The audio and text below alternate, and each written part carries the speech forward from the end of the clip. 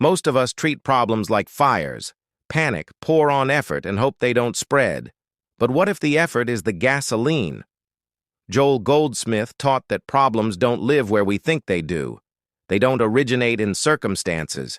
They originate in consciousness, specifically in a sense of separation from the source of our life. When we shift from battling appearances to recognizing truth, the fire is deprived of its oxygen. The moment we stop resisting and start seeing clearly, the situation begins to rearrange itself.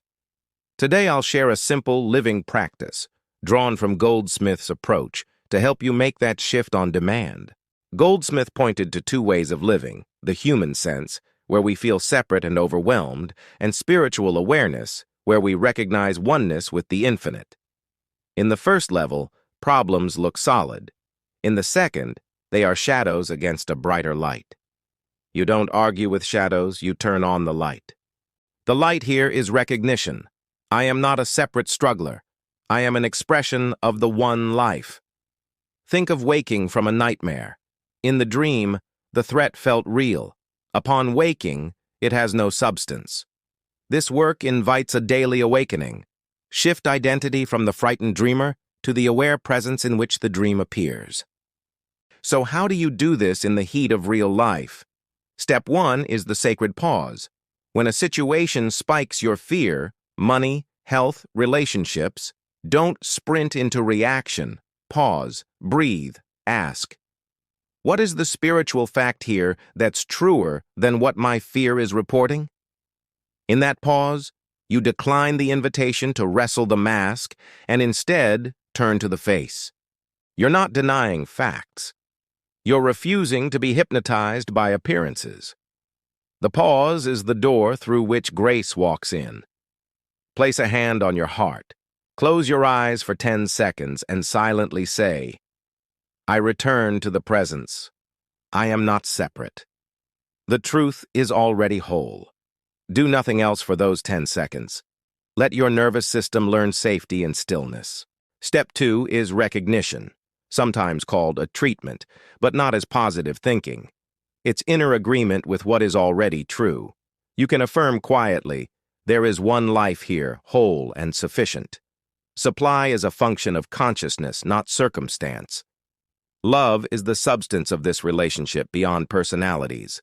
Life expresses through me as order, clarity, and right action. You're not pushing thoughts around. You're letting truth be true here. Give it 30 to 60 seconds of clear, felt attention. The point is not to make something happen, it's to abide where problems cannot stand up. Step 3 is the listening quiet. Become very still and listen. Don't analyze. Don't bargain. Be receptive. Often what comes is disarmingly simple. One phone call, a sentence you need to say, an email to send, a habit to stop, a walk to take. This is the guidance that appears when fear gets quiet. Act on what you receive, gently, promptly. Guidance tends to meet us one step at a time. Let me give you a few living examples. Aaron's startup hit a cash wall. Instead of desperate pitches, he practiced the pause each morning, recognized oneness with supply, then listened. He felt a nudge to reconnect with a former collaborator, not to ask for money, just to share the vision. That conversation led to a strategic partnership that solved both firms' bottlenecks. No pushing, just congruent action from clarity. Mira and her sister fought for years. During one argument, Mira paused, recognized that love is the reality of the relationship, and stopped trying to win. She listened, then said only what was kind, necessary, and true. The conflict dissolved. The solution wasn't clever, it was alignment. Daniel's sleep collapsed under pressure. Instead of forcing rest, he practiced 3 rounds a day: pause, recognition, listening. He felt guided to simplify evenings. No screens, a short walk, gentle breath work.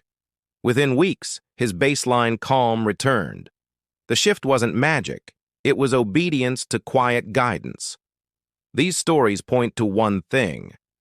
When you stop treating life as adversary and start consenting to truth, your actions gain power and your situations gain order. To integrate this deeply, Plant micro-pauses throughout your day, before opening messages, before a meeting, before eating. 10 seconds of presence upgrades the entire hour that follows. Practice universal recognition. Don't compartmentalize. The same awareness governs money, body, love, and purpose. One consciousness, many expressions. Let go of the personal agenda and ask, what does truth want to express here, through me? You'll feel friction drop and effectiveness rise. And remember the quiet influence of presence. Your calm is contagious. Rooms change when you carry quiet recognition into them. No preaching needed. Now it's your turn. Choose one situation you've been wrestling. Right now, pause. Recognize oneness. Listen. If guidance arises, take the next simple step today. If this teaching helped, tap like, subscribe for deeper practices, and comment, I choose truth over struggle. Your words anchor your intent and help this message reach someone who needs it.